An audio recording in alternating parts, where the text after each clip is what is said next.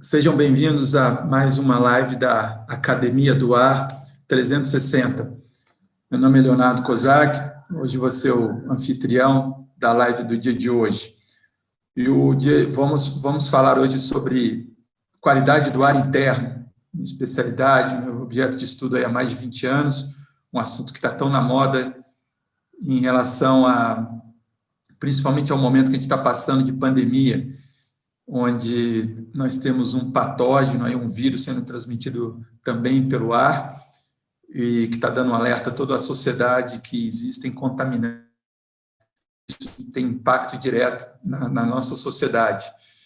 E esse tema de qualidade do ar, ele aborda exatamente isso, são elementos invisíveis que estão no ar, que a gente respira no nosso dia a dia, consome eles, e muitas vezes afeta a nossa saúde. A pandemia, o vírus é mais um elemento, a gente vai mostrar aqui que existem outros que estão no ar, que podem impactar negativamente no nosso dia a dia, causando diversos malefícios. Então, o foco na apresentação de hoje justamente é interpretando laudos da qualidade do ar interno.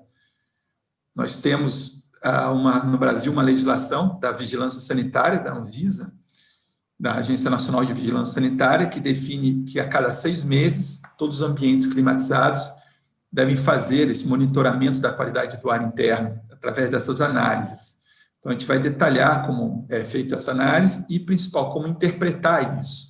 É uma pergunta que muita gente faz, muitos dos colegas que trabalham com sistemas de ar-condicionado, na manutenção desses sistemas, são confrontados para interpretar esses laudos e tomar ações.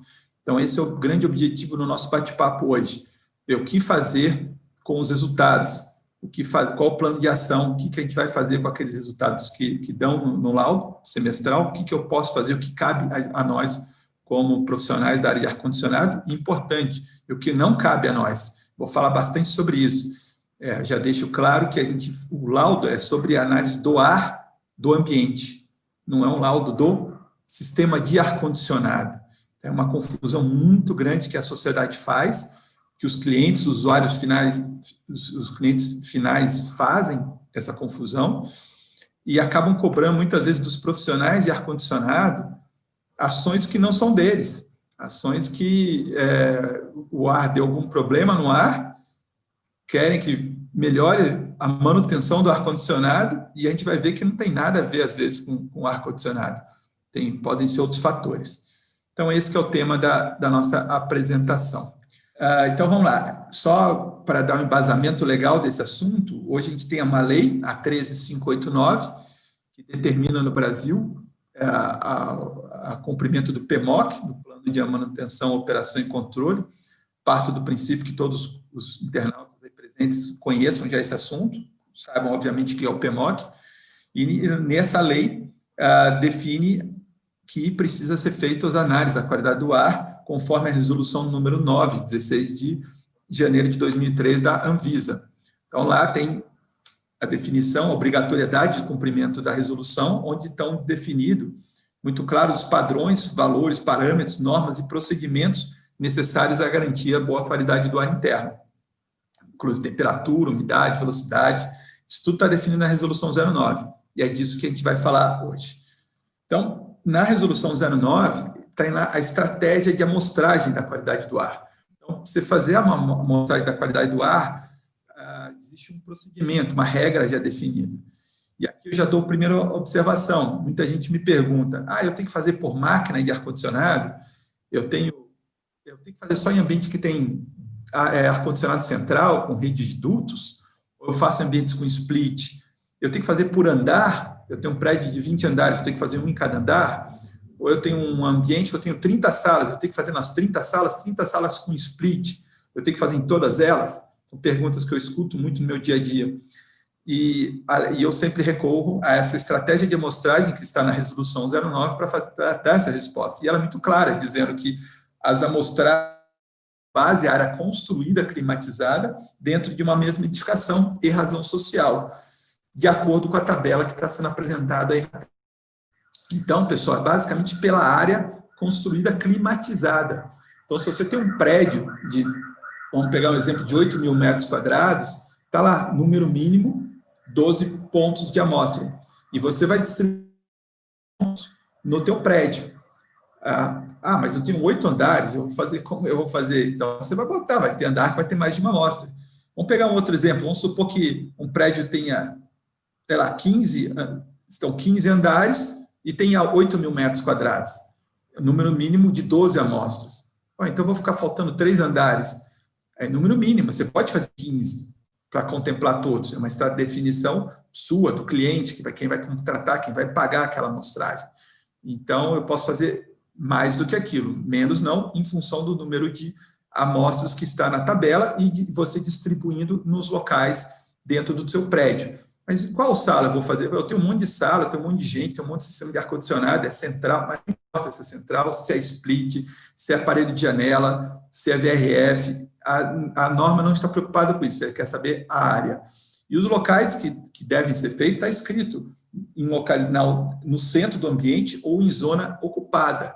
Não é eu vou escolher, vou fazer lá no corredor que não tem ninguém, não interessa. Eu vou procurar a zona que está com maior concentração de pessoas e esse vai ser o local que eu escolheria para você fazer, onde você tem você está fazendo isso para saber o ar que as pessoas respiram. Vou fazer naquela sala que tem uma pessoa ou na sala que tem 20 pessoas? Vamos pegar a sala que tem 20, é mais representativo, tem maior concentração de pessoas.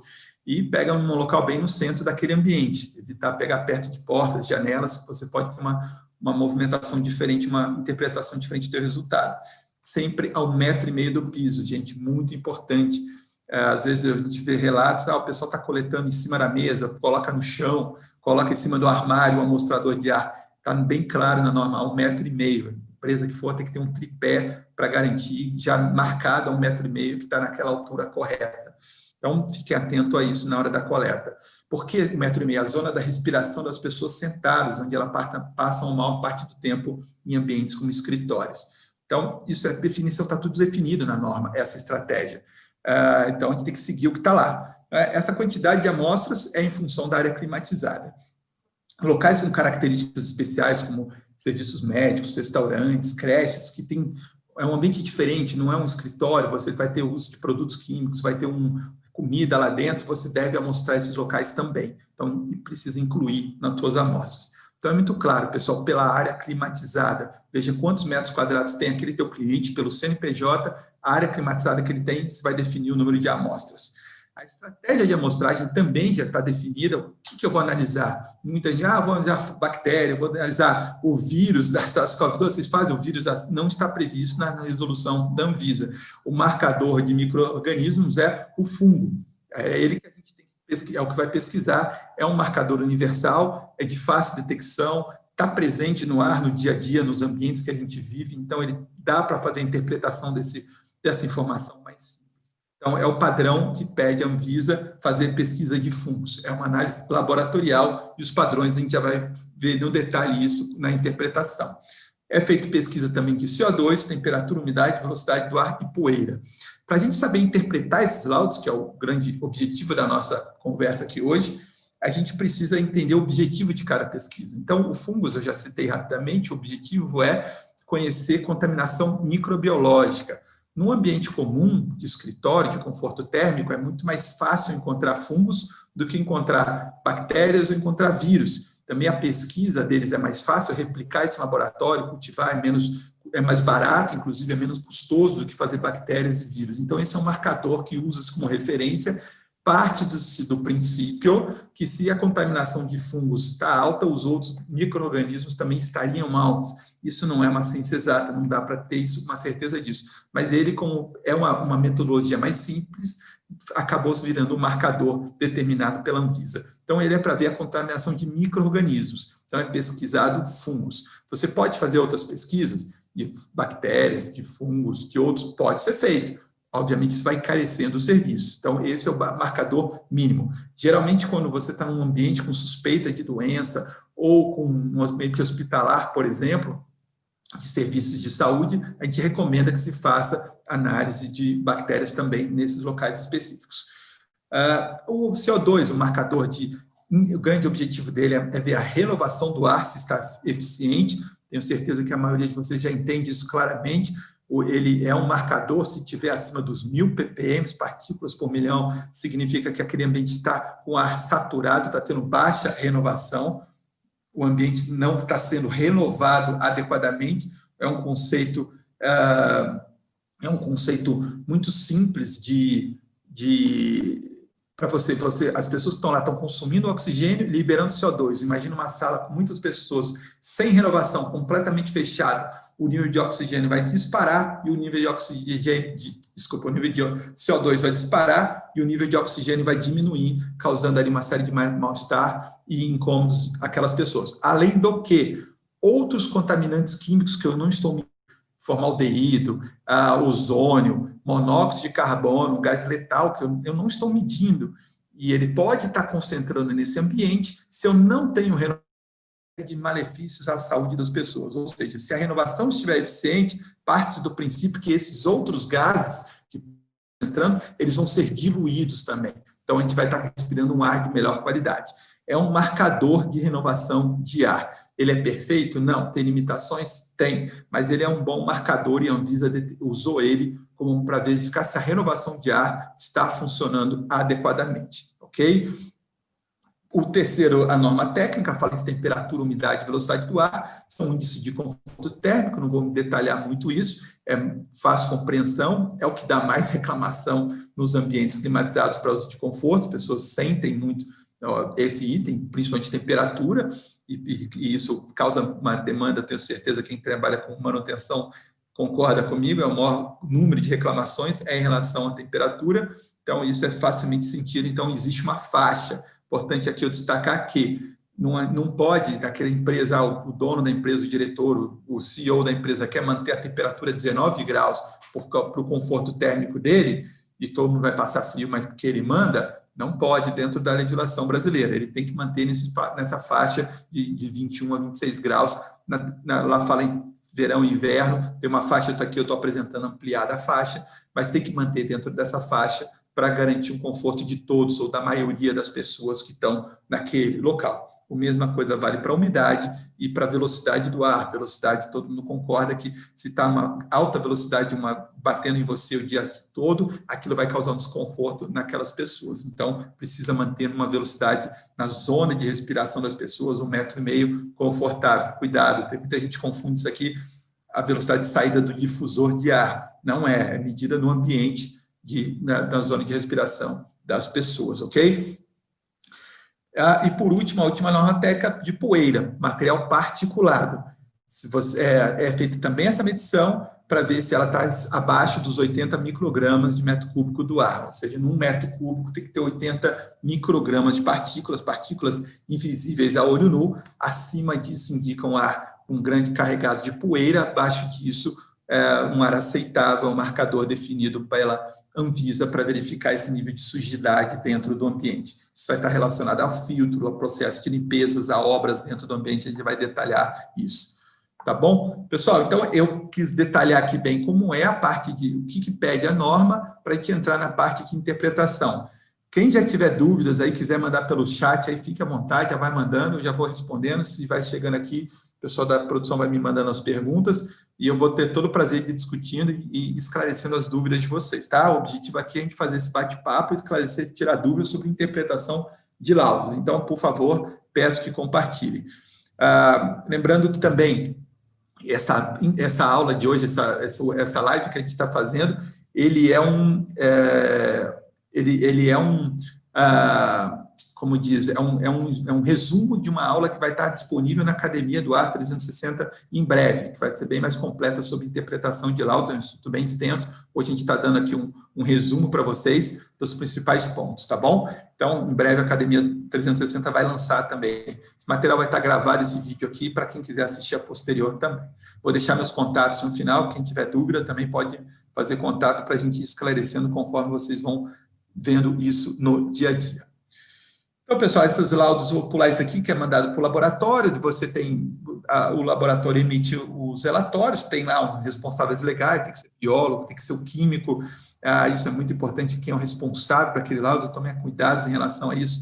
Às vezes você está interpretando laudos que não têm um embasamento legal, não são acreditados, não tem um químico responsável, não tem um biólogo responsável, tem que ser profissionais de nível superior, é o que está escrito na resolução. Isso aqui não é a opinião do Leonardo, é o que está escrito na legislação brasileira. Todos os documentos têm que estar certificados, calibrados, tudo de acordo com como está na resolução 09. Atenção a isso. A pior coisa é a gente ter informação, não ter informação e ter informação errada. Então, a gente vai tomar ações complicadas. Então, vamos falar de cada uma das normas que eu citei agora há pouco, vou detalhar um pouco mais quais são as fontes poluentes delas e as medidas que a gente costuma tomar. Essa primeira que eu já peguei, a norma técnica 1, pela ordem, é a mais complexa de você ter uma interpretação e uma tomada de ação. Ela é mais difícil, vou mostrar por quê. A gente está falando aqui a gente entra numa área de biológicas, de microbiologia, e muitas vezes eu, que sou engenheiro, muitos colegas engenheiros ou de áreas técnicas, e somos mais familiares com a exata, 2 e 2 é 4, e é mais fácil interpretar, medir temperatura, são medidas físicas, são mais fáceis de interpretar e ter um plano de ação. Quando a gente entra numa área de microbiologia, é mais complexo, a gente precisa ter uma interpretação diferente, uma visão diferente do que fazer nesses momentos. E quando a gente mede uma concentração de fungos no ambiente, aquilo não é uma verdade absoluta que aquele ambiente eu medi ali, vamos supor que deu 500 UFCs, unidades formadoras de colônia, naquele metro cúbico de ar. Então, isso não quer dizer que a sala inteira vai ter aquela mesma concentração em toda ela. Temperatura, se você medir a temperatura em qualquer ponto da sala, obviamente perto de uma janela, você vai ter uma incidência solar, mas ela é muito parecida em toda a sala. O fungos não, ele pode ter uma concentração dispersa muito variável em relação dentro do ambiente. Os fungos não estão distribuídos uniformemente, uma concentração igual em toda ele. Isso aqui pode variar muito.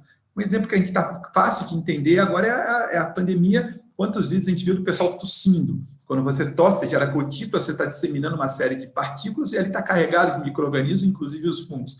Então, naquela névoa que está sendo transportada, tem um excesso de fungos. Então, se eu estou fazendo uma amostra de ar e, por acaso, alguém tossiu, espirrou, está falando perto daquele local, e isso acontece no dia a dia das empresas, você vai ter uma informação daquela amostragem, daquele momento, uma fotografia pontual daquela amostragem do ar, daquele exato momento que você coletou. E aquilo é uma verdade do ambiente, porque as pessoas estão falando, estão no ambiente, estão naquele local.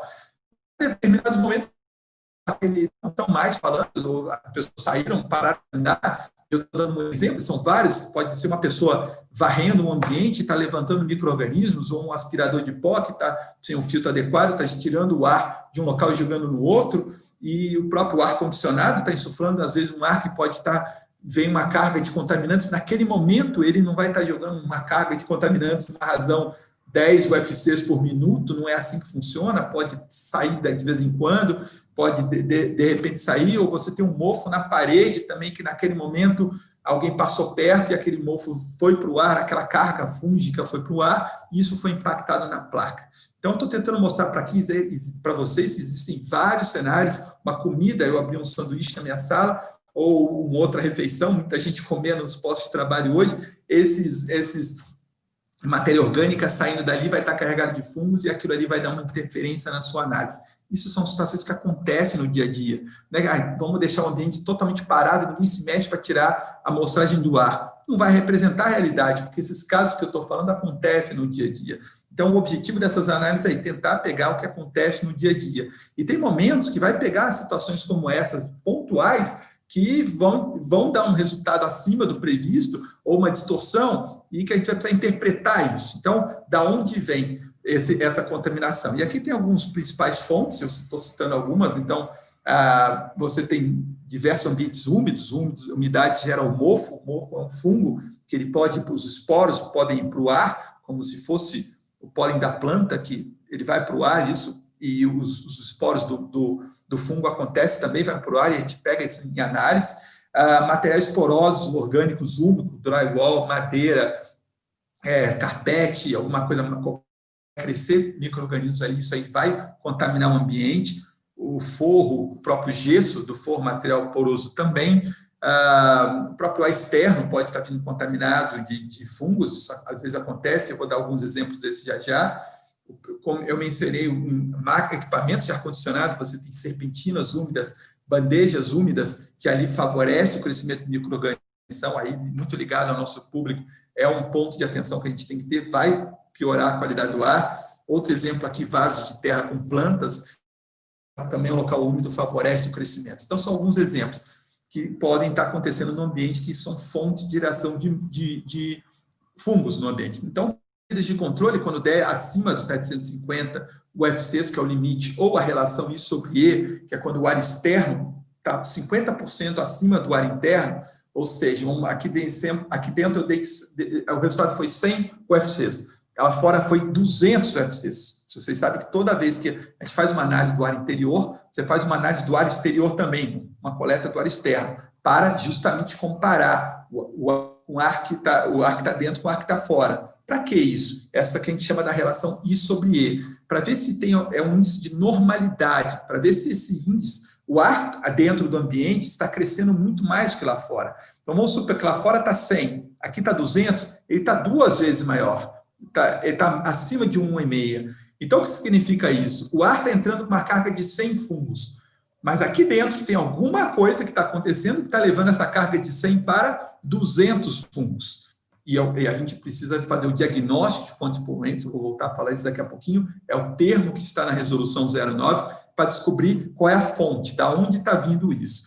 Normalmente, as pessoas querem relacionar isso com ar-condicionado, aí é o meu alerta. Pode ser ar-condicionado? Sim, pontos que estão na tela aí, qualquer outro local que está gerando um fungo no ambiente. Lembrando que a gente está analisando o ar, não o sistema de ar-condicionado. Então, aqui, medidas de controle. Sempre manter a umidade controlada. Fungo gosta de locais úmidos, ambientes úmidos. Então, você tem uma umidade relativa do ar controlado, um ambiente, um controle rígido de vazamentos, infiltrações. Qualquer ambiente, se vocês cuidam, está tendo infiltração, deu fungo alto no ar, vai procurar infiltração. Mais vejo um problema, choveu, vazou, um cano estourou, alguém derramou alguma coisa, inundou um tapete, não secou direito, vai crescer fungo. Isso é muito comum. A manutenção e limpeza do sistema de ar-condicionado, já falei principalmente da bandeja e do serpentinas, locais úmidos, locais de difícil acesso, como os ventiladores e a própria rede de dutos, também é importante ter essa atenção, manter limpo esses locais. Evitar ou eliminar tais, se você tiver material poroso contaminado, um carpete que mofou, um tecido, um sofá, uma cortina, diz normas internacionais, o Brasil ainda não tem isso, devem ser descartados esses materiais, porque você não vai conseguir tratar esse mofo dentro desse material. Restringir ou eliminar vasos de plantas com terra e utilizar filtros de maior eficiência na tomada de ar, e aqui na renovação do ar externo, aqui vai entrar a interpretação, quando o ar externo está alto de fungos e está trazendo o nível interno para cima dos 750 UFCs. Vamos ver um exemplo disso. Essa época do ano é muito comum isso, vamos ver por que melhorar o filtro de ar externo aqui por causa dos fungos, tá bom? Eu vou detalhar melhor isso daqui a pouco. CO2 é a segunda medida, tá vendo como a tela é bem mais simples, bem mais enxuta, porque é muito mais simples a interpretação. Ele é um indicador, como eu falei no objetivo, o objetivo é verificar a renovação do ar. Então, se deu um limite de 1000 ppm acima dos 1000 ppm, significa que precisamos aumentar a renovação do ar. Na verdade, ele tem duas soluções, ou a gente reduz o número de pessoas no ambiente, ou aumenta a renovação do ar. Estou falando isso porque muitas vezes o projeto ar-condicionado foi bem projetado, está tudo certinho, foi bem instalado, está bem mantido, mas colocaram uma capacidade muito maior do que permitida foi projetado aquele ambiente. Ou seja, a renovação de ar não vai dar conta daquele projeto. Isso eu já vi em muitos locais, vou dar um exemplo como o call center, foi projetado para ter 100 pessoas, botam 400 pessoas lá dentro, e o ar-condicionado não foi feito um retrofit, não foi feita uma adaptação, a renovação de ar não vai ser suficiente. Botaram um monte de split, um monte de sistema a mais para melhorar o conforto térmico das pessoas, mas esqueceram de aumentar a renovação do ar, ou seja, o nível de CO2 vai disparar. Você precisa aumentar o nível de renovação de ar. Esse é o caso clássico, tá? Eu tive já um caso na minha vida de um ambiente que dava CO2 muito alto e tinha uma pessoa só, e havia renovação de ar. E eu fiquei intrigado, fui ver o que era. Na verdade, era um laboratório, uma área que eles faziam transporte de amostras e tinha gelo seco dentro do ambiente, e aquilo causava um excesso de CO2 Então, caso bem pontual. Mas o normal é o excesso de pessoas dentro de um local. Esse aqui facilita a interpretação em nível de CO2. Nível 3, temperatura, umidade e velocidade do ar, é o conforto térmico. Também isso eu não vou ensinar o Pai Nosso para vocês. Para quem conhece ar-condicionado, vocês já, eu parto do princípio que vocês, a maioria da nossa audiência hoje conhece bastante sobre a parte eletromecânica de climatização. Então, tem um problema, tem que melhorar isso. Então, isso é mais fácil o entendimento também. Prestar atenção em equipamentos, às vezes, que geram calor no ambiente, pode ser desnecessário, então, que está fora das faixas. Então, basicamente, os sistemas de climatização e ventilação natural vão resolver esses problemas de conforto térmico dentro de um ambiente. Por último, a parte de poeira, a pesquisa de áreas dispersóides, basicamente fontes são poeiras, materiais particulares e fibras. Então, a gente aqui tem uma série de coisas que podem ocasionar isso, esse excesso desse material. Muitas vezes, a medida de controle melhorar a filtragem da norma, dos condicionadores de ar. A gente sabe que muitos condicionadores de ar, de sistema de ar-condicionado, vêm com filtros originais que são de baixíssima eficiência. Então, ali, pela própria resolução 09, você tem que usar um filtro G3, pelo menos, já é uma eficiência um pouquinho melhor. E, se não for suficiente pensar em melhorar, você permitir o sistema. E uma série de outras, reduzir fontes externas, o som vem de fora, higienizar, verificar processos de limpeza do ambiente. Eu dei um exemplo agora há pouco, vamos pegar um exemplo do espanador. Se eu ficar só espanando sujeira de um lado para o outro, vai poeirar todo o ar que a gente respira, isso vai impactar nas análises. Isso acontece, pessoal, com aspirador de pó com baixa filtragem, com baixa eficiência de filtragem. Pensem nisso, e aí, inclusive, para a casa de vocês. Eu vi agora na pandemia, muita gente em casa, a venda de equipamentos de aspirador de pó disparou na pandemia. E muita gente comprando robozinho que limpa a casa sozinho, excelente, bacana. Mas qual a preocupação sobre o tipo de filtro que tem nesse equipamento? Ontem saiu uma reportagem em um desses canais de grande mídia, do UOL, uma reportagem grande sobre aspiradores de pó, os melhores da categoria, e muito sobre tecnologia, aqueles que limpam sozinho, aqueles que fazem menos barulho, aqueles que vão mais rápido, mas quase nada sobre filtragem. E, para mim, trabalho, pesquiso, estudo qualidade do ar, o mais importante é a filtragem. Qual é a filtragem que vai estar no meu equipamento? Por que isso? Eu não quero tirar a poeira que está no chão e jogar no ar que eu vou respirar. Se vocês pararem para pensar, deixa a sujeira no chão. Eu não estou respirando. Deixa ela lá. É melhor deixar do que usar um aspirador de pó com filtro de baixa eficiência. For tirar do chão e jogar no ar que a gente está respirando. Eu não quero isso. Deixa lá. Prefiro. Mas, na verdade, o ideal é você ter um aspirador de pó com boa eficiência. Hoje tem diversos modelos já com custos bem mais compatíveis com aqueles filtros EPAs com H, de alta eficiência de filtragem, que são excelentes, ou ainda equipamentos excelentes com turbilhonamento de água que fazem a retenção dessas partículas. Cito da marca o Rainbow e o Dolphin, são duas marcas conhecidas no mercado, que são excelentes equipamentos que você pode usar para a retenção dessas partículas, e você vai tirar a sujeira que está na superfície, no chão, no sofá, na cadeira, na sua cama, jogar para o ar para você respirar. Vai ficar preso lá no filtro, no equipamento. E, obviamente, manter eles limpos, sempre limpando e trocando esses filtros. Selecionar sempre materiais de construção e acabamento com menor retenção, com menor porosidade, para facilitar, muitas vezes, a limpeza, sendo que, vou tocar no assunto polêmico, não vou me estender, mas carpetes, materiais porosos, eles funcionam num ambiente como filtros de ar, eles retêm partículas de ar. Então, assim como é o filtro do ar-condicionado, que todo mundo da nossa audiência conhece, retém partículas, a gente tem que trocar eles periodicamente, ou limpar aqueles necessários, os carpetes, materiais, aquela sujeira que está lá dentro. Então, esse é um tema que está sendo muito estudado no Brasil e no mundo para ver a eficiência ou não desses carpetes na melhoria da qualidade do ar. Tema bem polêmico, em breve vai ter novidades por aí. Mas, enfim, a gente tem que sempre olhar quais são as medidas de controle. Deu níveis de poeira alto, procurar investigar no ar-condicionado e no ambiente onde pode estar sendo gerado essas partículas. Bom, o que fazer? Eu vou voltando ao assunto dos fungos, que é um dos mais difíceis de interpretação que eu mencionei. O que fazer quando ele for os limites, ou 750, ou a relação I sobre E? Eu citei, então, 750 é um nível definido pela Anvisa, que acima desse nível ele vai fazer mal a um grande número de... No dia a dia normal, está 100, 200, 300, 400 UFCs. Essa é uma normalidade na maior parte das cidades do Brasil. Então, quando é o que a gente está acostumado a viver. E esse é o valor máximo recomendável, 750.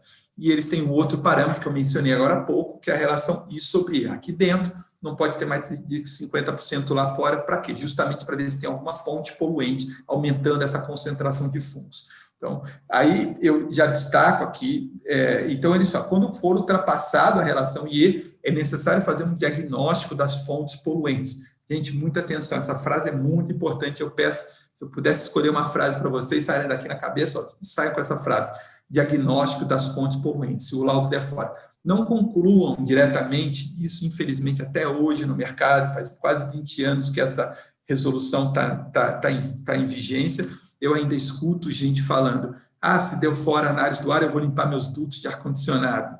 Gente, isso não é uma verdade, não é uma verdade absoluta.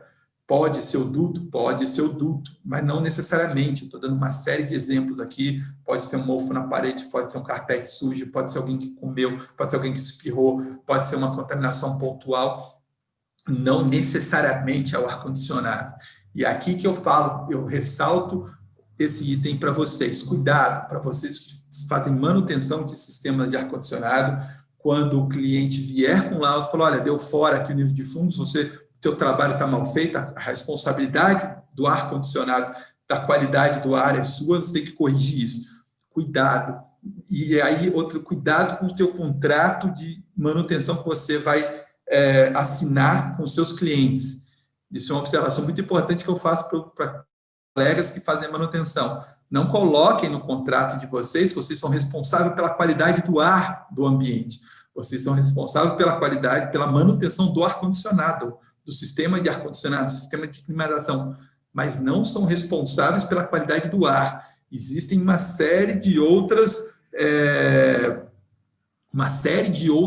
situações que acontecem no ambiente fechado que não tem a ver com ar-condicionado. Então, você assumir essa responsabilidade é muito perigoso. Vocês podem assumir, não estou falando que não pode, se vocês se sentirem confortados, capacitados, mas é um outro trabalho. Você não vai ter que fazer a gestão só da manutenção do ar-condicionado, vai ter que conhecer o processo de limpeza do ambiente, qual o produto, qual o sistema de aspiração que ele usa, vão ter que fazer processo de reforma, como que eu vou garantir os produtos químicos que são usados aqui, de revestimento. É uma ciência totalmente diferente, bem complementar. Então, cuidado com essa responsabilidade. Não assumam isso. Gente, isso que eu estou falando, eu considero quem está assistindo aqui hoje privilegiado, porque pouca gente tem atenção a isso. As pessoas acabam assumindo essa responsabilidade porque fazem uma analogia, eu entendo isso, eu sou responsável pela qualidade do ar. A gente entende, o ar-condicionado é a qualidade do ar. É próximo, mas não é a mesma coisa. As pessoas que estão assistindo aqui, que contratam, também tem que ter isso na cabeça, que a qualidade do ar não é só o ar-condicionado. Eles são uma peça fundamental, importante no processo, mas tem outros fatores que precisa entender que podem impactar no resultado. Então, de novo, quem interpreta os laudos tem que fazer diagnóstico das fontes poluentes. O ar-condicionado é uma fonte poluente, pode ser bandeja, serpentina, ventilador, dutos, são locais de difícil acesso, precisa ser investigado, verificado. Se tiver ok, vamos partir para outros locais, para o ambiente, ver o que está acontecendo naquele local. Tá bom, pessoal? Outra coisa super importante, às vezes a gente vê lá que tem 20 pontos deram fora, a qualidade do ar. Desculpa, você fez 20 pontos de análise do ar no ambiente, um ponto deu fora. E muita gente, a manutenção do ar-condicionado não está boa porque um ponto deu fora. Pô, ele faz a manutenção do prédio todo, só um andar deu ruim. Será que a manutenção falhou naquele andar? Pode ser, não fez uma boa manutenção, não limpou a bandeja, o filtro não está adequado naquele andar. Mas, pela minha experiência, provavelmente não. É alguma contaminação naquele andar, naquele ponto que houve e interferiu na qualidade do ar. E a manutenção do ar-condicionado provavelmente deve estar boa, senão estaria resultado na maior parte dos andares. Então, tem que entender um pouco essa questão da amostragem também. Tá bom, pessoal? Estou me dedicando bastante a esse tema, porque eu vejo ainda muita confusão. Eu tive uma reunião há uns dias atrás com uma grande rede de hotéis e a empresa de manutenção ainda orientavam: só vamos limpar o duto quando a análise do ar der fora. Pessoal, não é uma verdade. Limpar duto é quando o duto está sujo. Você precisa fazer uma investigação do duto, visual, uma análise gravimétrica dentro da rede de dutos. Aí você vai definir se precisa limpar o duto ou não. Não é a análise do ar, é essa prevista pela Anvisa na recomendação da resolução 09. Só se tiverem perguntas, por favor, mandem aí que estou ávido para responder, fazer um bate-papo com vocês, tá bom? Vamos dando sequência. Então, diagnóstico das fontes poluentes, vou repetir alguns itens aqui que eu considero importantes, procurar, quando der os fungos fora, procurar locais úmidos, verificar o sistema de ar-condicionado, especialmente bandeja, serpentina, o duto e ventilador, verificar todo o processo de higienização do ambiente, se tem gente comendo alimentos, comida de uma modo geral. Alimento é muito sensível, pessoal. A gente faz muita medição em shopping center e normalmente, muitas vezes, dá problema nas praças de alimentação. São muitos restaurantes ali, muita matéria orgânica, muita comida naquele local, muitas pessoas. Nem sempre a exaustão do sistema desses restaurantes está adequada e com a manutenção dia. Então, às vezes, se você tem 20 restaurantes, 10 estão bons, 10 não estão, esses 10 vão contaminar todo o ar do ambiente, porque não fizeram uma boa exaustão do local, e isso acaba prejudicando todo o ar daquele local. Então, locais, e às vezes também em prédios, refeitórios, dá a concentração alta. Então, de novo, nada a ver com ar-condicionado, às vezes a exaustão do sistema de restaurante não está adequada e contamina o ar que as pessoas respiram. Então, atenção em locais de comida, existem variáveis ali, muito matéria orgânica, muito alimento, muita coisa que você pode estar provocando esse aumento de micro-organismos no ar. Que mais? Captação do ar externo, vou mostrar um exemplo aqui, nessa época do ano que a gente está vivendo, você mede o ar externo, e isso aconteceu muito esse ano, choveu pouco aqui na região sudeste do Brasil, muito pouca chuva, a gente já sabe que a qualidade do ar piora muito. E por quê? A chuva é um lavador do ar, ele retira aquelas partículas, e nas partículas estão os micro-organismos, então a chuva limpa o ar. O número de infecções, de doenças respiratórias no Brasil, nessa época do ano, dispara, e eu não estou falando de Covid, eu estou falando de situações normais. Se a gente pega os dados do SUS, nessas épocas de secura, de chove menos, a umidade relativa diminui, as internações disparam por problemas respiratórios. Por quê? Excesso de micro-organismos, muitas vezes, no ar. E isso bate muito nos nossos relatórios. Então, é muito comum nessa época do ano, o ar externo, que normalmente é 100, 200, 300 UFCs, às vezes dá 2.000, dá 2.500. O que a gente mais responde aqui nessa época do ano é de clientes com essa dúvida. Deu 2.500 do lado de fora, mas dentro do ambiente deu 1.000. 1.000 é acima de 750. Deu fora. Então, mas a culpa não é minha. Muita gente fala, mas a culpa não é minha, o ar da cidade está ruim e o meio ambiente está muito melhor que lá fora. Lá fora está com 2.500, aqui está com 1.000. Mas o que eu faço? A culpa não é minha. Mas aí, pessoal, do ponto de vista sanitário e uma vigilância sanitária, já vimos, você está naquela situação, você tem que tratar o teu ar externo que entra no teu prédio. Todo o sistema de ar-condicionado, todo prédio climatizado tem uma renovação de ar, uma captação do ar externo. E ali, pela lei brasileira, deve ter um filtro de ar. E então, se você está numa zona que tem um ar em algumas épocas do ano, e aquele ar é poluído, e a gente está falando da poluição aqui, da quantidade de fungos, você pode tratar aquele ar externo, você pode melhorar esse teu sistema de captação. Você pode botar fotocatálise, melhorar filtros, botar filtros com mais eficiência, um processo de lâmpada UV. Você tem que tratar esse ar para que você jogue um ar mais limpo dentro do teu ambiente. Então, dá para fazer isso. E um exemplo que eu dou, por exemplo, muitas regiões do país, região de Porto, onde tem muita movimentação de grãos, e aí eu não estou falando só na época de inverno, várias épocas do ano, o ar externo dá altíssimo por causa desses grãos, grande concentração de matéria orgânica e esses fungos no ar, e o ambiente, você tem uma manutenção impecável, você cuida super bem do teu ambiente, o ar-condicionado está excelente, mas o ar lá dentro está ruim, porque o ar externo é muito poluído de fungos, muito contaminado. Então, você precisa tratar muito melhor o teu ar externo. Então, você tem que fazer isso. Então, você tem um plano de ação, sim, que tem que ser tomado de melhorar o seu tratamento do ar externo quando tem essa situação. Que é justamente nessa época que chove menos. Então, melhorar a captação de ar externo, tratamento do ar. Outra dica que eu dou sempre, quem cuida de manutenção, vocês costumam melhorar a qualidade, o teu sistema de filtragem, aumentar a frequência da troca dos filtros no inverno, nessas épocas de pouca chuva, ou melhorar a eficiência do filtro nessa época do ano, para reter essas partículas? Pensem nisso, pessoal. É necessário, principalmente época. Veja, acompanha quem é responsável por manutenção de ar-condicionados, eu tenho recomendado, acompanhe a previsão do tempo. Se for chover pouco naquela época, fique atento ao filtro da tomada de ar externo. Vocês têm que estar mais atentos, melhorando isso para não deixar entrar um ar poluído dentro do seu ambiente. Ok? Falando um pouquinho só sobre plantas, dentro do ambiente ou na captação do ar externo também, pessoal. O mesmo conceito. Tive casos recentes também, a concentração de fungos altíssima dentro do ambiente, acima de 750, uma manutenção impecável, isso é um shopping center, muito boa, mas muita concentração de fungos dentro do ambiente, e a gente foi ver a captação de ar externo é feita num jardim, desses jardins no alto do prédio, desses tetos verdes, o que é muito bom para o ambiente e tal, é recomendado, mas só que a captação não pode ser feita naquele local. Precisa ter uma distância para justamente não pegar essa concentração de fungos e jogar dentro do ambiente. Ou, se for fazer ali, vai ter que tratar aquele ar para jogar um ar sem essa concentração de fungos.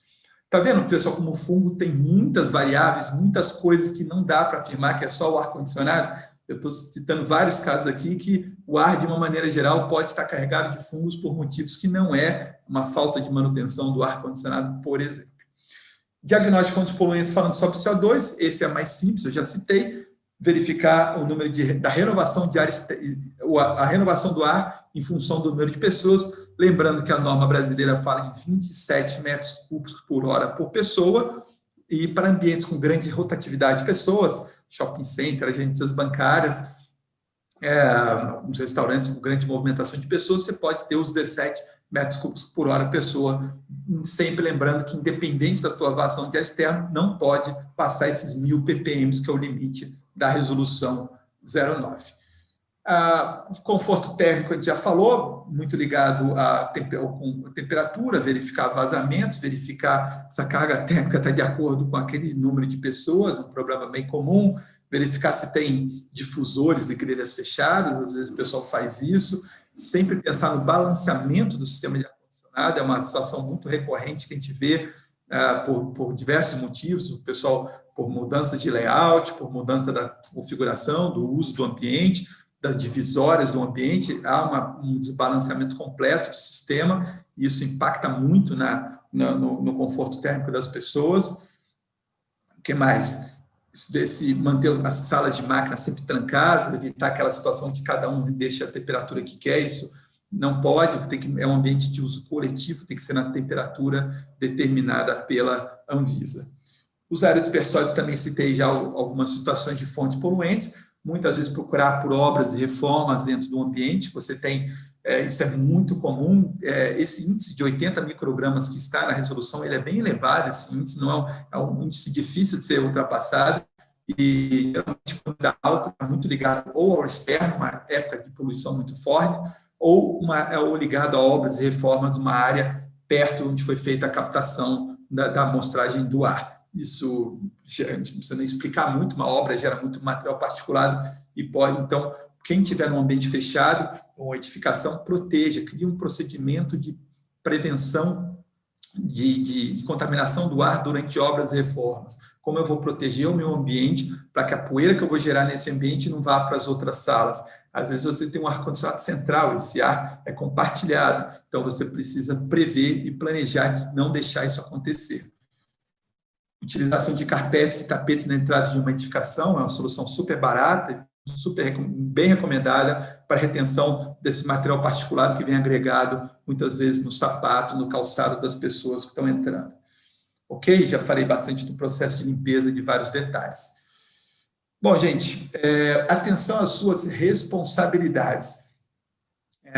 Eu já citei rapidamente alguma coisa, alguns itens que não é um marcador para determinar a necessidade da limpeza de dutos. Expliquei bem isso, espero que os colegas que estão assistindo entendam, concordem, aprendam isso e não repitam isso. Eu vou ficar chateado que alguém falou, repetir isso, que não é uma verdade. Essa situação a gente precisa amadurecer como sociedade, que isso não é uma verdade absoluta. Como eu citei, a análise da qualidade do ar interno não avalia só o sistema de ar-condicionado, não assuma a sua responsabilidade no resultado que deu fora. Eu já vi empresa de manutenção ser trocada, ser cancelado um contrato, porque o resultado estava dando fora e ela não conseguia resolver os problemas de qualidade do ar. E é isso que eu estou querendo deixar claro. A pessoa assumiu, não, a gente vai resolver isso e não estava na expertise deles. Então, toma cuidado isso, se está no seu contrato ou não. Seu contrato é de manutenção do sistema de ar-condicionado ou é de garantia da qualidade do ar dentro do ambiente. São assuntos muito parecidos, aparentemente nomes muito similares, mas não são iguais. A gente precisa entender isso claramente. Principalmente quem está nessa área de ar-condicionado precisa entender claramente que não é a mesma coisa. Se o ambiente estiver com infiltração de água e causar mofo nas paredes, irá contaminar o ar com esporos ou fungos. É o exemplo que eu dei. Processo de limpeza de carpete, uma obra, isso tudo vai piorar a qualidade do ar e não tem nada a ver com a manutenção. Estou insistindo muito nisso, gente, porque isso é uma realidade no nosso mercado. As empresas de manutenção assumem essa responsabilidade, às vezes sem perceber, sem ter esse conhecimento, que é o que a gente está buscando trazer para vocês hoje, essa informação, para não assumam isso e não é só a responsabilidade. E muitas vezes o contratante também exige, porque ele também não entende, ele confunde, ele acha que aquilo é uma coisa só. Então, se que for assumir isso, é um outro contrato, não só de manutenção do sistema, mas sim da controle da qualidade do ar interno. Aqui alguns exemplos de laudo de algumas inconsistências que a gente vê no dia a dia, para vocês ficarem atentos de falhas que acontecem. Escrevi um artigo recentemente sobre isso. Esse ambiente era um local grande, era um clube, e tinham quase 150 amostras de ar nesse local. E a pergunta que eu fiz, que a pessoa me ligou com dúvidas desse laudo da interpretação, e eu perguntei, quanto tempo o pessoal? Não, eles fizeram em um dia, ou 2 dias esse laudo. 150 pontos de amostra que eram em 2 dias. Matematicamente não é possível. Eu vou mostrar por quê. Uma coleta de uma amostra, de um ponto, são 5 minutos, está previsto na resolução 09. Está de 5 a 15 minutos, está aqui, ó, tempo de amostragem, está bem claro, dependendo da especificação do equipamento. Mas essa empresa aqui, esse laboratório, estava fazendo em torno de 2, 3 minutos entre uma amostra e outra. Isso, pessoal, detalhe, é só entre a amostra, entre um local e outro. Ele sai de um ambiente e ia para outro em 2 minutos. Mesmo se você não fizesse, se você tivesse um equipamento de leitura direta, entrou, mediu, você tem o tempo de deslocamento de um local ao outro. Não dá tempo de você fazer nem em 2 minutos isso, e muito menos em 5. A gente tem, por experiência, vai um local e outro, você entra em montar equipamentos, montar por mais rápido que seja, você usa equipamento a bateria, que não precisa ligar na tomada, você vai levar entre 10 e 15 minutos entre fazer as anotações todas, deixar a bomba funcionando no mínimo 5 minutos. Esse tempo não é negociável, você não pode fazer em 4 minutos. Então, você tem que fazer em 5 minutos. Então, você vai levar entre 10 e 15 minutos. Então, em 1 hora, você vai fazer 4 amostras, 5 amostras. Então, num dia de trabalho, você vai fazer 25, 30 amostras num dia, se você estender um pouco, 35 amostras num dia. Então, para você fazer 150 pontos, vai levar mais de uma semana, mais de 5 dias úteis para fazer isso. Então, a gente vai precisar ter essa atenção em relação a isso. Toma cuidado por esse tempo de amostragem estar correto. São os detalhes que eu dou na hora da interpretação. Um laudo como esse, eu não quis nem interpretar, porque eu não considero válido um resultado desse para interpretar, porque não foi feito de acordo. Então, menos de 2 minutos, inviável. Aqui também, a questão que eu falei no começo sobre a responsabilidade técnica de assinatura do laudo. Você precisa ter, é muito claro na lei, está aqui embaixo, cópia do texto da resolução 09, precisa ter profissionais de nível superior da área química. Então, tem que ser um engenheiro químico, químico-farmacêutico, um biólogo, farmacêutico ou biomédico. E a gente viu nesse caso aqui que tinha um técnico em química. Com respeito aos técnicos, não vou entrar na discussão se eles estão habilitados, se eles são capacitados ou não, eu só entro na discussão se eles estão habilitados. Eles não estão, pela essa resolução que ele diz aqui, tem que ser nível superior para fazer a assinatura do laudo. Então, também uma inconsistência que não dá para avaliar um laudo desse nessa situação. Então, aqui está bem claro que certificados de calibração, essas questões são fundamentais. A gente tem um tempinho aqui, eu separei um laudo para mostrar algumas características de laudo. Eu vou compartilhar aqui um outro laudo, só para mostrar, acho que é importante para a nossa audiência, eles entenderem como é um laudo, a cara de um laudo para eles verem.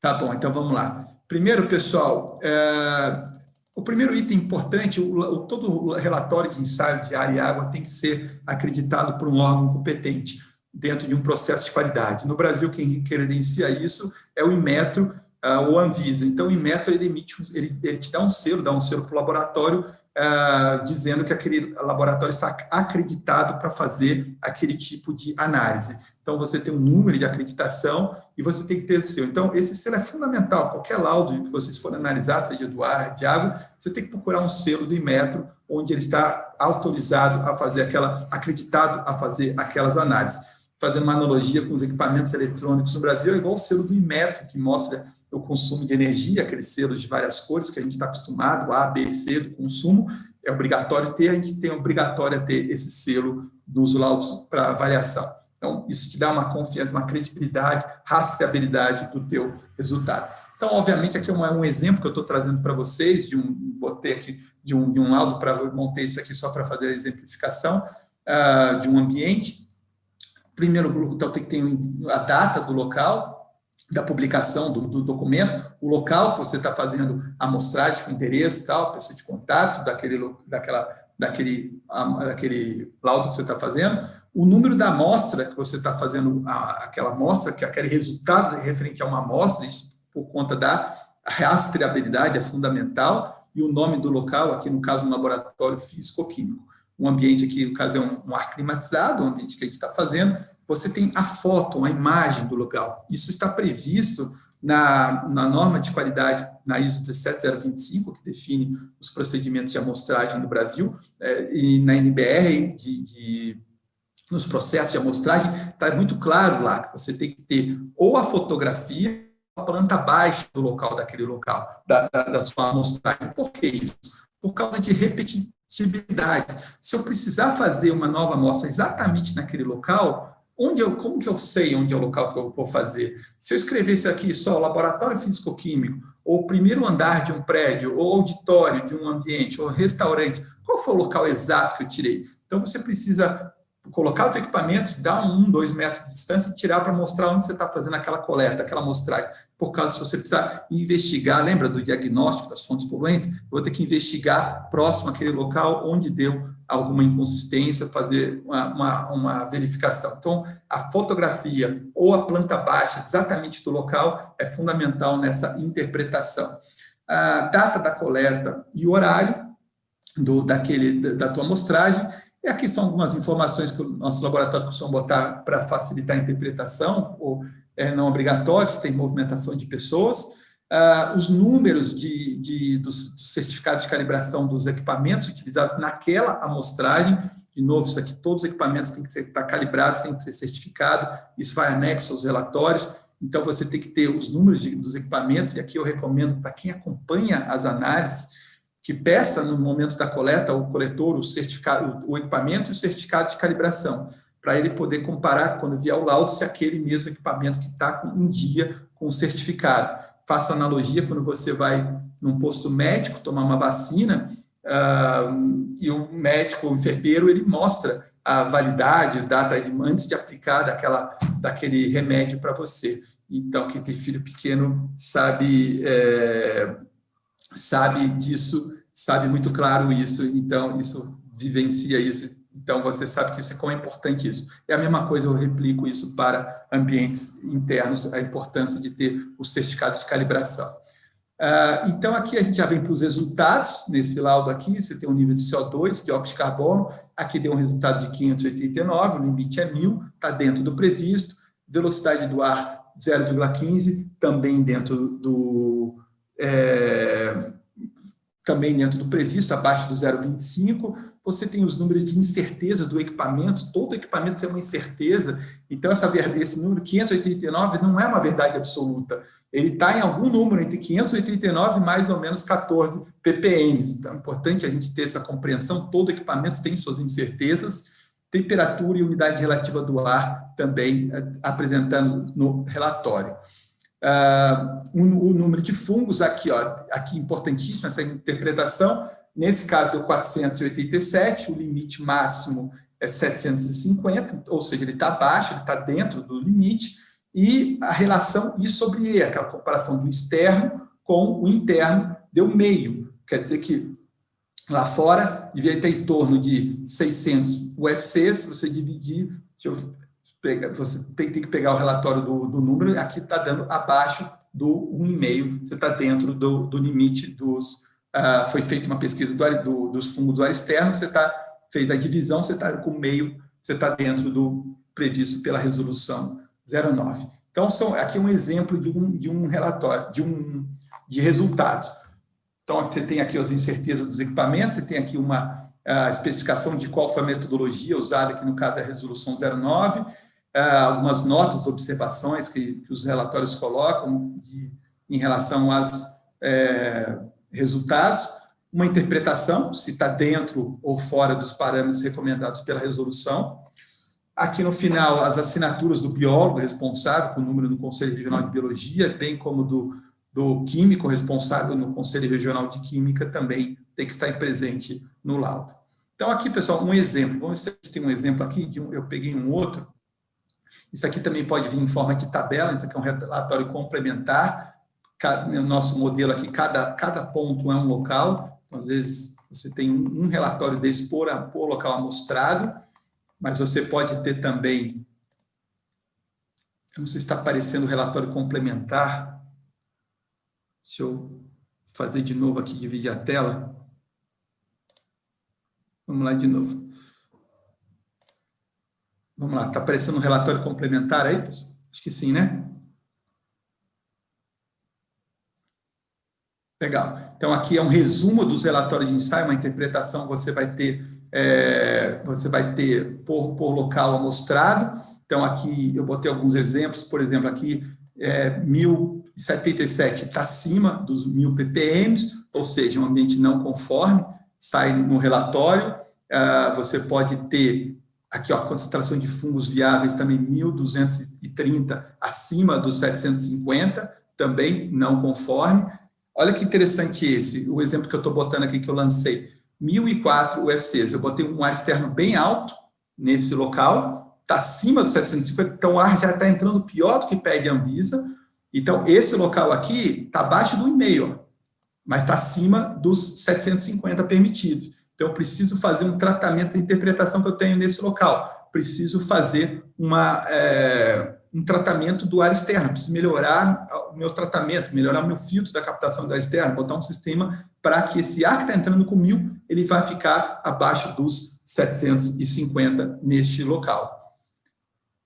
Mesma coisa aqui, nesse caso aqui, também deu 1.600, esse deu os dois acima, tanto o 1,5, deu acima do 1,5, como deu acima dos 750. Então, esse local está fora das duas maneiras. Alguma coisa dentro desse ambiente está aumentando a quantidade, a concentração, está entrando com 1000 e está levando a carga para mais de 1.700. Os outros ambientes, percebe que entra com 1000 e está tudo abaixo, 230, 60, 260, ou seja, melhora muito a qualidade do ar em relação a fungos nesses ambientes. Esses exemplos que eu lancei aqui, todos os parâmetros de poeira de áreas pessoais dentro dos padrões. Ok? Pessoal, está chegando algumas perguntas aqui.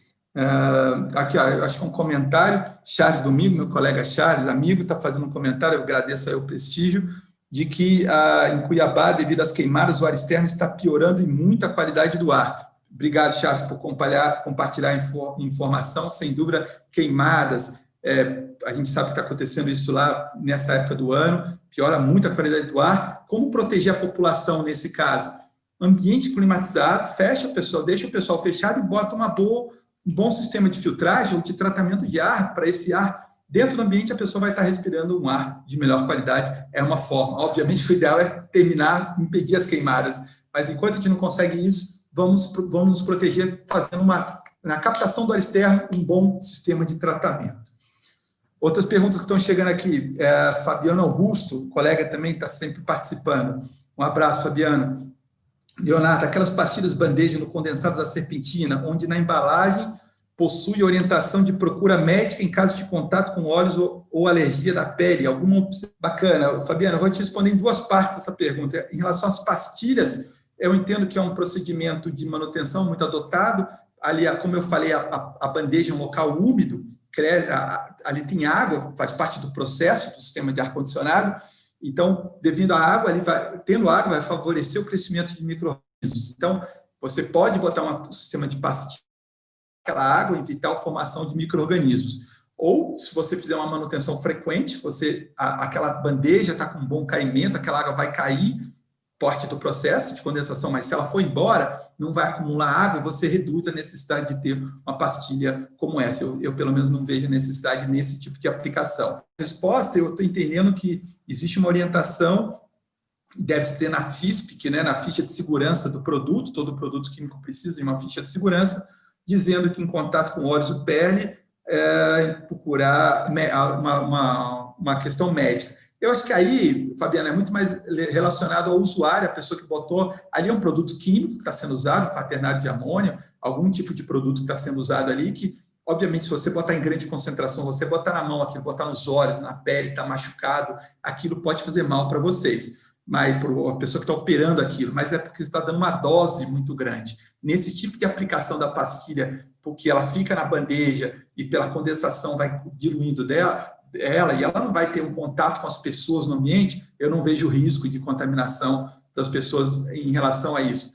É importante que essas pastilhas tenham a notificação ou registro na vigilância sanitária para esse uso. Ali, então, essa pastilha, isso quer dizer que ela foi, dependendo do grau de risco dela, ela apresentou os documentos pertinentes para a segurança das pessoas, para aquela aplicação. Tendo só pergunta, para o uso de produtos químicos de uma forma geral em sistemas de ar-condicionado, eu sempre dou esse alerta aos colegas, use conforme instrução do fabricante. Não inventem. Se teve agora, na época da pandemia, muita gente perguntando, eu posso jogar um produto à base de cloro no meu split, ele vai se jogar e vai pulverizar todo o ambiente, limpar todo o ambiente? Aí minha resposta, está no manual do fabricante, está na ficha de técnica do produto, ele está orientando a usar assim? Não, eu tive essa ideia, então não usa. Porque aí a responsabilidade é sua. Se der problema, você vai ter que responder por isso. Então, use conforme está o fabricante orienta, tá bom? Então, eu entendo que essa observação na FI é uma observação em caso de contato. Óbvio, é um produto químico, você tem que manipular com EPI, procura usar a luva, o óculos, para não aquele produto químico não machucar a pessoa que está usando. Mais uma pergunta aqui, Daniele Guedes, Daniele, engenheira química, muito competente. Boa noite a todos, Leonardo. A foto do ponto de coleta é obrigatória ou somente se tiver no escopo de acreditação?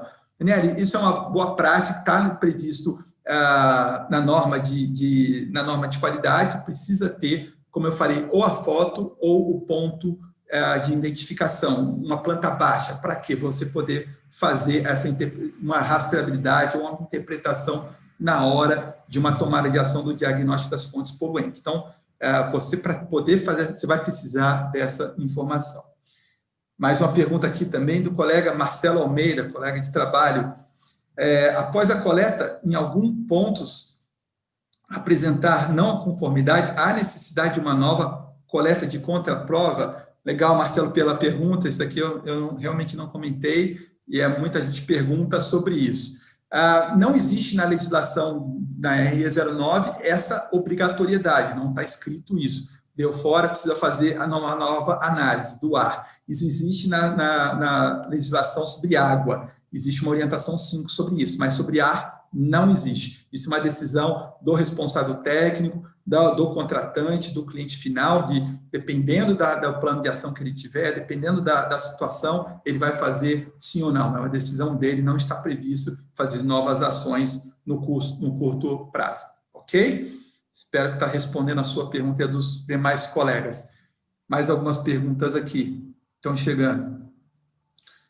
Vários amigos prestigiando aqui, engenheiro mecânico Cláudio Lopes, grande profissional.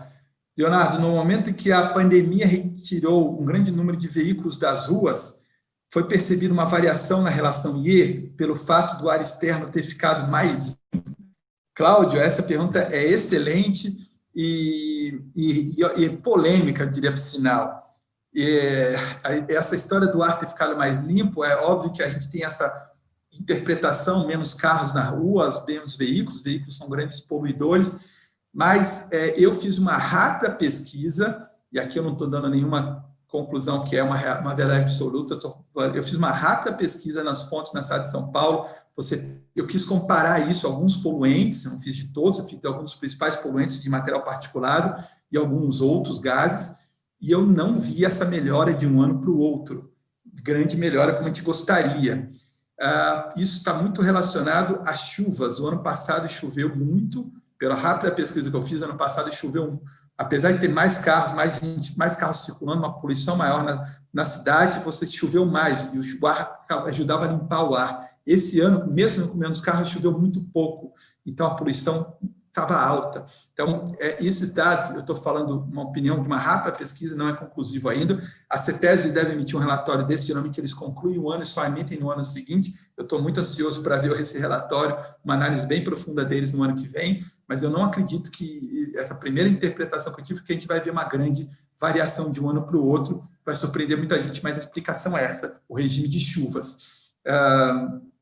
Então, não tivemos, pelo contrário, a concentração de fungos, devido a estar chovendo pouco, a gente está vendo muito resultado, o que deixa os clientes muito insatisfeitos, porque todo mundo quer um resultado bom e, às vezes, o fator externo está prejudicando a qualidade do ar. Mas aí eu falo, pessoal, é por isso que a gente mede, é por isso que a gente tem uma lei no Brasil que pede para medir a cada varia. A gente não tem de uma vez, é uma verdade absoluta para o resto da vida. Ou a gente faz o nosso dever de casa, faz uma boa manutenção, cuida do nosso ambiente e aqui está perfeito. Tem fatores externos, então a gente precisa monitorar. Ok? Mais uma pergunta? Ronaldo Alves, meu colega também, grande abraço, obrigado por você estar aí prestigiando. As orientações com relação a alguns dos problemas que podem causar não conformidade, como o índice elevado de CO2, é uma cortesia ou tem alguma obrigatoriedade a ser indicado no laudo? Tá, legal, bacana a tua pergunta. Isso é muito importante, esse ponto levantado pelo Ronaldo. A Anvisa pede para fazer as análises a cada 6 meses e, caso nem dê fora, o diagnóstico das fontes poluentes. Basicamente, fazer a análise. Se der fora, você tem que fazer um outro trabalho que é o diagnóstico das fontes poluentes. Alguns são simples, CO2, a gente já falei, tem que fazer a ação de melhoria da renovação de ar. Mais simples. Outros são mais complexos, esse diagnóstico, quando é fungos, eu já citei vários exemplos. De quem é esse trabalho da segunda parte? A primeira parte, geralmente as empresas contratam a segunda parte faz essa interpretação diagnóstica das fontes poluentes. Isso é um trabalho que acaba ficando um pouco à deriva nas empresas, isso não é muito claro. Um pouco é feito pelos laboratórios, a gente faz muito isso como interpretação, ajuda nessas interpretações, porque falta esse elemento. Eu vou fazer uma analogia na área médica. O médico, você vai no médico, ele vai te pedir uma série de exames, sai os resultados do exame laboratorial, os exames clínicos, você leva para o médico e ele vai te dar a interpretação, se está tudo bem, ou se você tem que tomar remédio, se você tem que fazer regime, se você tem que fazer uma dieta, ou se você vai ter que fazer uma cirurgia, ele vai dar a solução. Quem é o médico nessa história da interpretação dos laudos da qualidade do ar? Quem é o médico? É o engenheiro de ar-condicionado?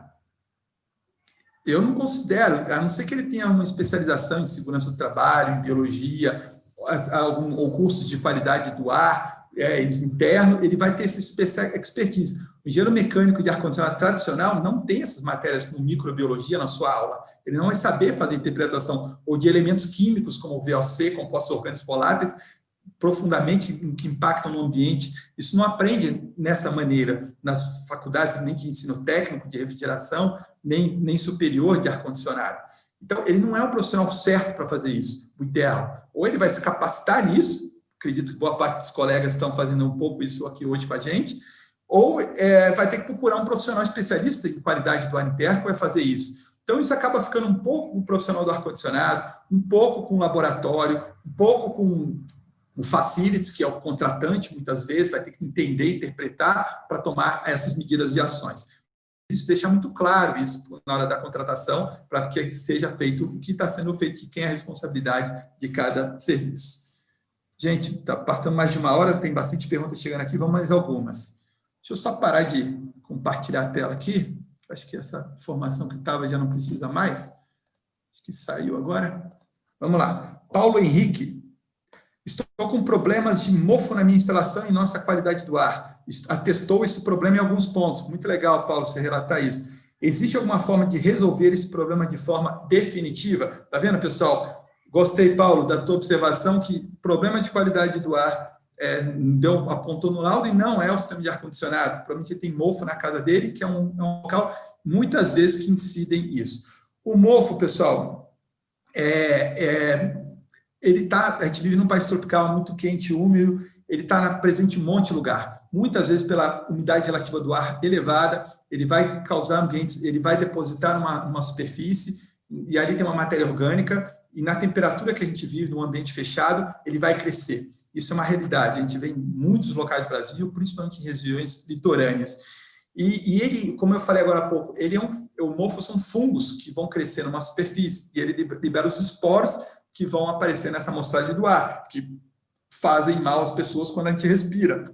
Então, como lidar com o mofo? Infelizmente, no Brasil ainda não temos normas técnicas, não tem guias profissionais escrevendo. Eu prometo, Paulo e os colegas, assumo um compromisso público que em breve a gente vai ter alguns guias e normas em relação a isso, estou trabalhando nisso, não estou inventando nada, estou trazendo guias e normas internacionais, o EPA, a Agência de Proteção Ambiental Americana, já tem, a OSHA, o Departamento de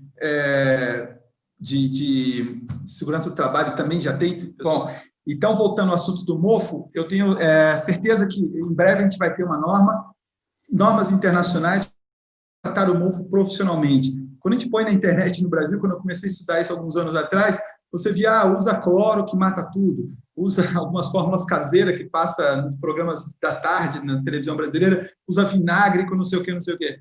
Gente, não é assim. Existe o mofo, ele cresce numa superfície, você tem que tirar ele do ambiente com... A gente não quer matar o mofo, a gente quer tirar ele de segurança. O mofo, vou tentar dar a gente tem uma aula só sobre mofo, eu assino um compromisso com o pessoal da academia aqui de um dia de falar sobre isso para vocês, mais detalhadamente, mas ele cresce em superfícies, ele cria como se fossem raízes, são as hifas que crescem na superfície, e ele entra em materiais porosos.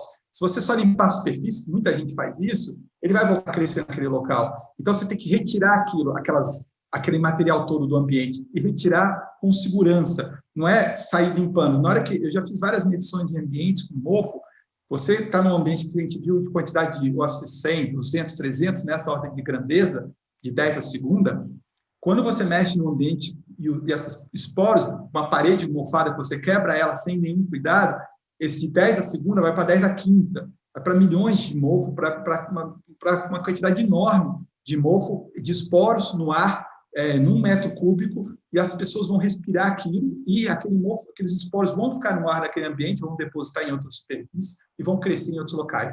Então, eu falo para o colega Paulo, procura um termo remediação de mofo. Esse é o termo correto para você tratar o mofo de uma moda segura. Você tem que retirar aquilo com segurança do teu ambiente. Ok? Alex Marques. Leonardo, afinal, plantas nos ambientes são favoráveis ou não? Colega Alex, lá da Spend, do Distrito Federal. Um abraço, Alex. Então, cara, é um assunto bem polêmico e esse realmente não é simples, isso aqui. Existem diversos artigos de várias interpretações. O que eu gosto de falar, assim, cuidado com os excessos. A minha orientação é essa. Eu não sou partidário de... Não é proibido ter planta, normalmente. Nunca vou dar essa orientação. E nem do outro lado, pode encher de planta um ambiente que vai fazer super bem para a sua saúde. eu não gosto dos excessos. Então, tomem cuidado com isso. A grande preocupação da planta é a terra. Aí vai crescer micro-organismos e aquilo pode favorecer o crescimento de fungos e outros micro-organismos no ambiente. Então, essa que é a preocupação. Então, mas existe a planta consome o CO2, libera o oxigênio, fotossíntese, então isso é bom, melhora a qualidade do ar. Tem plantas que têm essas características assim, só cuidado em ambientes internos. Então, tem que tomar cuidado para você não botar muito excesso, pesquisar muito bem. Eu não costumo recomendar uma planta como solução para a qualidade do ar, não está nos manuais, nas normas técnicas. Eu, como bom engenheiro, sigo muitas normas e guias, não está em nenhuma norma e guia, tem muita coisa aparecendo, mas ainda não me sinto confortável de orientar isso de uma maneira segura. Mas, de novo, eu não sou contra ter planta, só cuidado com os excessos. Renan Tavella, mais um colega de trabalho, grande amigo. Renan, pergunta, após a limpeza dos dutos, qual o tempo pós-limpeza que pode ser realizada as avaliações da qualidade do ar? Pô, legal a pergunta, Renan, fazia tempo que eu não respondia a essa. Realmente, quando você... Isso é super importante, e é importante o pessoal saber. Quando você limpa os dutos, a limpeza dos dutos, você vai ter uma série de sujeiras, de partículas, de fungos que estão juntando dentro de uma rede de dutos, e quando você vai fazer aquela limpeza, você usa uma série de equipamentos, usa um equipamento de exaustão com um filtro absoluto, que vai reter grande parte daquelas partículas, 99,97% de partículas até 0,3 micrômetros, e aquilo ali vai melhorar muito o ar e aquelas partículas vão ficar dentro do equipamento. Ok? Lindo, maravilhoso. Mas na prática não é perfeito assim. Estudos mostram que quando você limpa um duto, você pode fazer da melhor maneira possível. Se for muito bem feito, você vai limpar entre 80% e 90%, vai tirar a sujeira dos dutos. Vai ficar uma parte dentro do duto e uma outra parte, que isso não tem comprovado em números, mas se sabe, fica no ar. Você aumentou uma grande concentração de partículas que estavam depositadas, vão ficar no ar por alguns dias. Por isso que a norma NBR 14679, que define os procedimentos de limpeza e higienização de dutos, prevê que após a limpeza deixar durante 7 dias, mantas filtrantes, se eu não me engano é classe G3, nos difusores de ar, justamente para filtrar que vai sair esse excesso de poeira, de partículas que podem ter ficado em suspensão, que não foram recolhidos no equipamento, vão ficar retidos nesse filtro nos próximos 7 dias. Então, respondendo à tua pergunta, Renan, minha orientação é esperar pelo menos 7 dias após a limpeza fazer as análises da qualidade do ar. Se você fizer antes, aquela partícula pode influenciar no teu resultado. Eu acho que é isso, pessoal. Deixa eu ver, tem mais uma pergunta aqui por último. Ó, o pessoal da produção aqui está me dizendo que já acabou o tempo, já estourei mais que devia. Estão puxando minha orelha, mas eu vou responder a última pergunta, que também é do meu colega e amigo César Ferreira, sempre um grande interessado. Obrigado, César, pela participação. Lembrando que todas as perguntas, esse vídeo vai ficar gravado, vai ficar salvo no YouTube. Esse é um resumo da nossa aula completa, que está no site da Academia do Ar. A Academia do Ar 360 vai lançar em breve essa aula, que a gente gravou sobre esse assunto. Então, ainda nesse mês vai estar disponível. Então, isso aqui foi um aperitivo dessa aula. Então, vamos para a pergunta para o César, a última. Qual a recomendação correta para as empresas que possuem climatização? Pois a maioria está deixando portas e janelas abertas e desativando o sistema de climatização. César, não podia deixar embora sem responder essa. Acho que essa é a pergunta que eu estou mais respondendo durante os últimos 2, 3 meses. Mas obrigado, que é super importante. Pessoal, está saindo uma orientação geral na sociedade que tem que desligar ar-condicionado e manter janelas e portas abertas.